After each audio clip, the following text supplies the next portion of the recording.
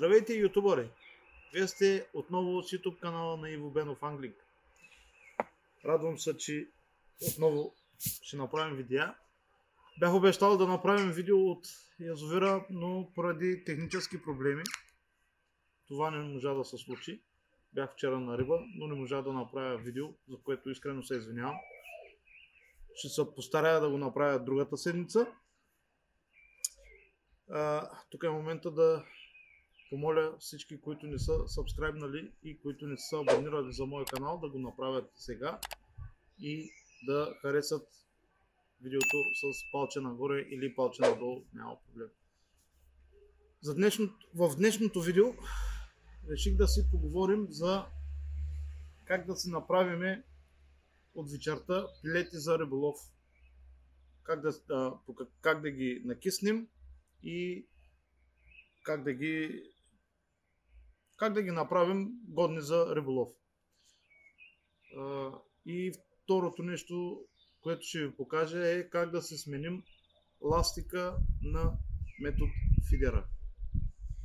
Или на така наречения ICS или ICM, мисля, че не съм много сигурен. Фидер на Preston Innovation. Така, нека да започнем първо с пилетите. Пред мен имам два вида пилети. Те са на една фирма. Поради съобразителност от реклама няма да споменавам марката на фирмата, понеже не съм рекламно лице на никоя фирма, не съм спонсориран рибар. Имаме 2 мм и 4 мм пилети. Сега ще ви покажа как да се накиснете 2 мм и по-точно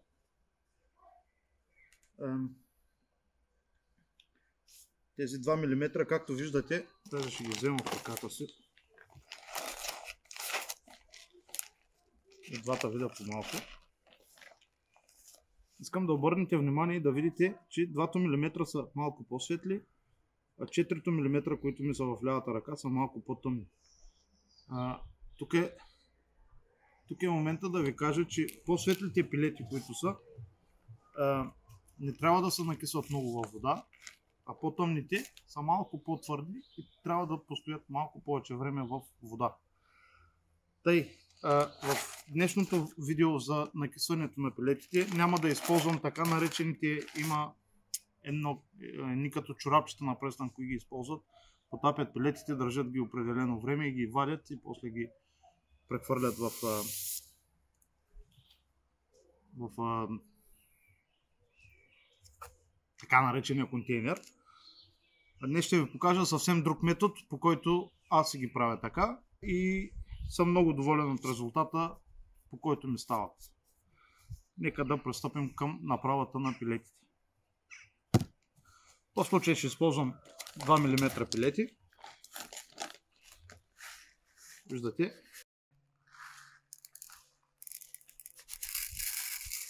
Ставяме си пилетки. Около... Значи тук до ръбчето е горе-долу, ние го водим 1 point. 1 point, не знам точно колко е като грамаж, но на половината на това ни е достатъчно, предостатъчно за един риболов, да кажем порядъка на 5 часа. След като сложихме пилетите в контейнера, вече сме готови за работа. Аз какво предпочитам да направя преди да сложа вода? Предпочитам да се добавя някакъв адитив от тук посочените. В момента използвам на тази марка, защото това ми харесва. И мисля, че за този сезон е най-добре да използваме Betaine Green. И правя следното нещо. На това количество пилети слагам 5 капачки Betaine Green. Меря си ги тук. 1, 2, 3, 4, 5. Горе-долу. Не е нужно да сте точни. Дори и повече да сложите, не е проблем. Дори и по-малко. Така, тук е важният момент. Какво трябва да направя? Аз използвам, познавам колеги, които използват вода от язовира. За мен и от чешмата не е никакъв проблем. Тук може някой да ме критикува, да каже, нали трябва да е задължително от язовира. Съгласен съм, както искате. Но аз използвам от чешмата. След като се сложихме адитива, тук е много важен момента да ви покажа колко вода трябва да сложим. Значи, след като го направим това нещо, оставяме го така цяла вечер. От вечерта, като сме се го приготвили, оставяме го цяла вечер. На сутринта, като тръгнем за риба, го вадим. Може да е малко залепнало отдолу на дъното. Префърлете го или в по-голям съд и го разклатете, или с пръстче помогнете така отстрани и да се разпределите пилетките. Тъй. Но по същество слагаме вода, колкото да покриме самите пилети. Не повече, не по-малко.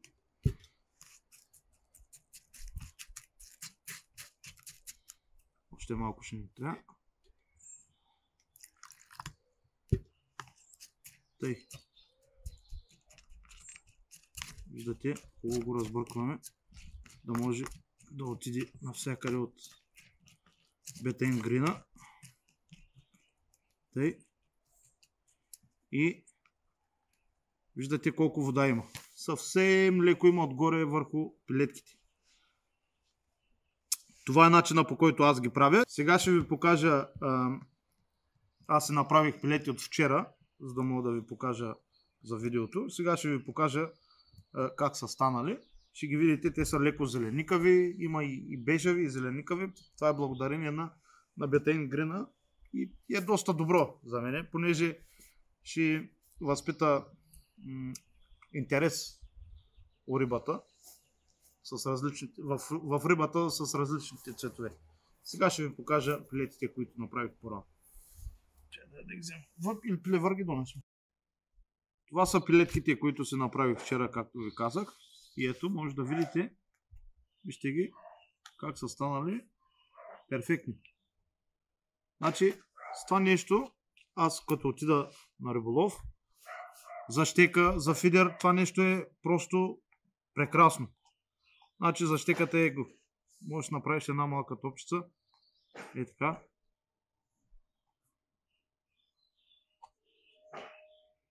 Слага се отпреде в чашката. Това нещо трепач. По същия начин за фидера. И това е, виждате, колко хубави. Колко прекрасни стават. Увлажнени. Виждате. Лепят си. Супер са. Тъй. За щекарите казахме, че могат да го направят на топка. За фидеристите искам да кажа една тайна, пак мисля, че бях ви показал в едно от предните видеа. Ако ловите на малко по-дълбоки места, няма да говоря за дълбочините, сега тук критиците пак ще ми пишат, няма да говоря за това, на колко метри и така нататък се въздържа.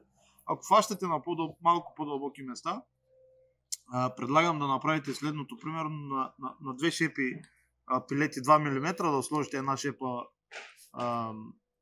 мека захранка и това нещо да го разбъркате и по този начин се получи следното, когато ги сложите на фидера, дупчиците, които се получават между пилетите, ще бъдат запълнени от меката храна и така по този начин ще стоят по-плътно и няма да ви паднат толкова бързо.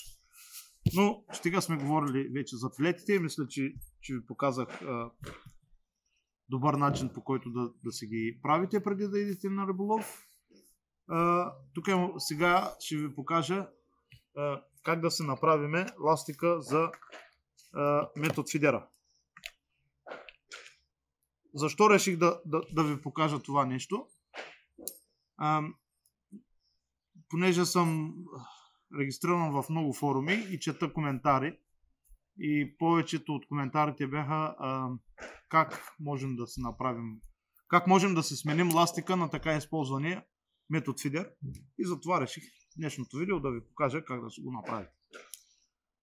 Така, да пристъпим към направата на ластика за метод фидер.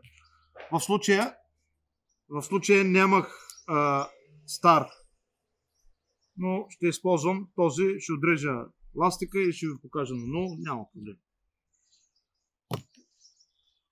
ще ни трябва корда, понеже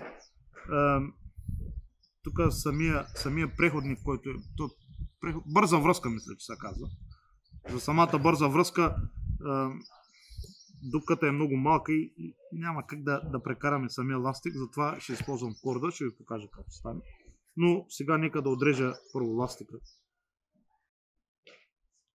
Така, виждате, тук не е бързата връзка и тук не е тръбичката на ICS метода, която ще прекараме ластика. Извинявам се за шума, който го чувате, но комшията реши точно когато аз правя видеото да цепи дърва отвънка, защото му дойде на кеф така на муза. Цял ден нищо не правя, само е на кеф да цепи дърва. Нищо не може да му кажеш на човека. Съжалявам за което. Тъй, първото, което трябва да направим е да вземем това капаче, да прекараме корда. Някои от вас могат да го направят с така наречената игла. Аз я имам, но в момента не съм се взел. Има мързе сега да я взема. Тъй, виждате, получава се едно клубче, едно ушенце. Това ще ми свърши същата работа като иглата. Карам вътре еластика и издърпвам, колкото се може по-малко да няма много. И това нещо вече ми е вътре в ластика. Тук идва момента да направя един възел, обикновен, който представлява това нещо. И сега трябва да прекарам самия ластик през бързата връзка. Правим по абсолютно същия начин, едно ушенце. Слагаме вътре ластика и издърпваме. И се получава много по-добре и от иглата, даже да ви кажа.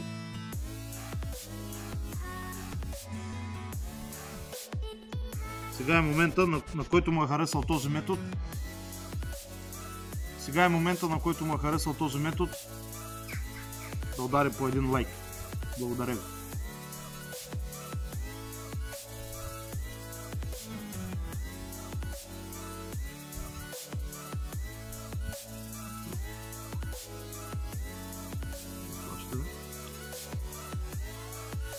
Колкото се може по-малко да няма много напрежение, да излизне по-бързо. И го прекарваме. Вече вътре в ластика. Така, тук идва важният момент.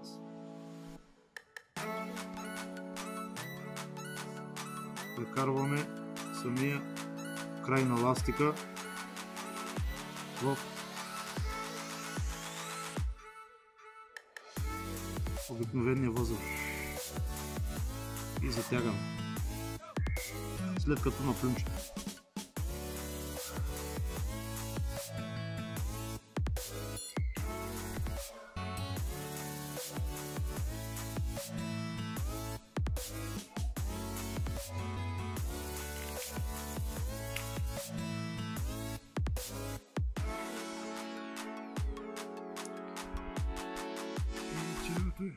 Така се стигна, накрая ще се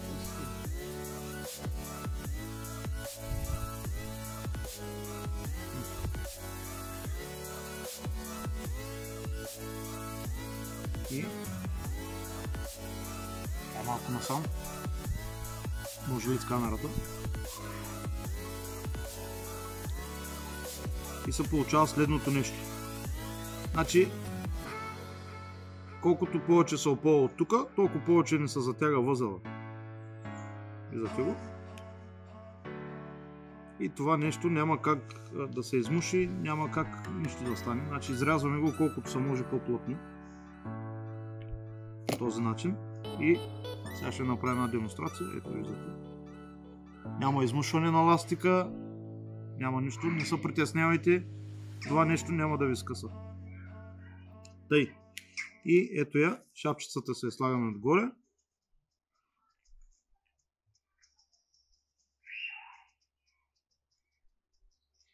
И всичко не е направено, както казва един ютубър. Той не ми е приятел, не мога да кажа приятел, защото не го познавам човека лично, но съм гледал много видеа и всичко е направено, той го казва косъм. И всичко тук не е направено косъм. Тъй, да пристъпим към другата част за направата на фидера, който е с ластик. Прекарваме си тук отдолу в самата тръбичка на фидера и изкарваме ластика. И ще направим абсолютно същия възел. Виждате го? Правиме възела.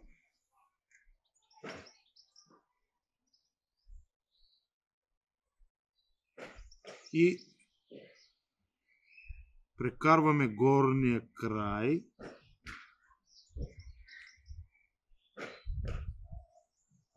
на ластика и връщаме обратно. Ето по този начин. И прекарваме в клупчето, в ушенцето, което сме направили. Ето. И затягаме. Затягайте този свободния край, който е на ластика, не самия възел. Увлажняваме.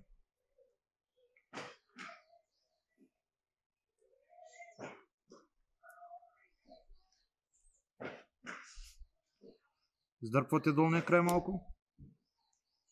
И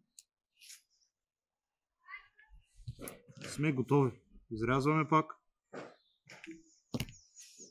И както ви казах, колкото повече от тук се опъва, колкото повече има напрежение, толкова повече се затяга възела горе. И това ни е готовия монтаж за метод фидер. Виждате го? Перфектен. По този начин си сменяте ластиците за метод фидера. Ето как да си сменим ластика в тръбичката за метод фидера и как да си направим пилети като като професионалисти. Това е от мен. Надявам се да съм ви помогнал с това видео. Пак ще се повторя. Който не се е абонирал за канала, моля да го направи сега. Който харесал видеото, пръстче нагоре. Който не е, пръстче надолу. Няма проблем. И както казваме тук в Ирландия, Tidelines.